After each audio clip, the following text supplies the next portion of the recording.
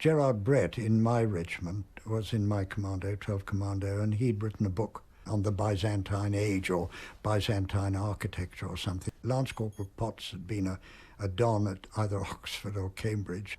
We had been trained both in the dark, blindfolded in the day, in every form of demolition to do with dock demolitions, trains, and anything. So when we heard that we were going to blow up the dock installations at St Nazaire, I suppose really it was a feeling of elation. We chatted to each other about what we're going to do, and we all went through it with our blokes, you know. I and my 4 guys just went through what we were going to do.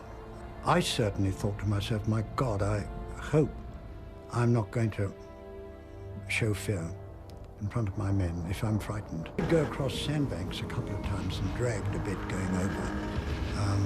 But it was so quick that you hadn't got time to think, good God, if I'm marooned here, I'd be shot to pieces. Their flak guns turned very easily down onto the surface of the river, plus their searchlights. We went up on deck, and we went to the bows of the ship. Well, the 12-pounder had been hit.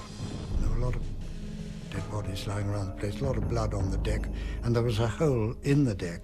I remember Johnny Proctor lying there with his leg blown off, cheering us on. There was a sort of sea of black. You could see sort of sinking boats and hear shouts coming from the river and so on.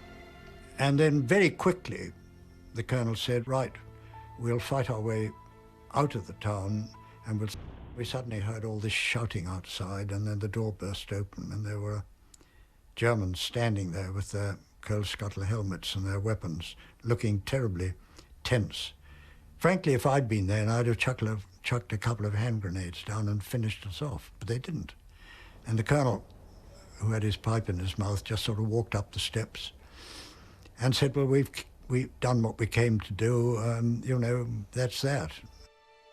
I think that somehow or other, it's such a strange thing, the phlegmatic British do this sort of thing, and I could see us doing it again.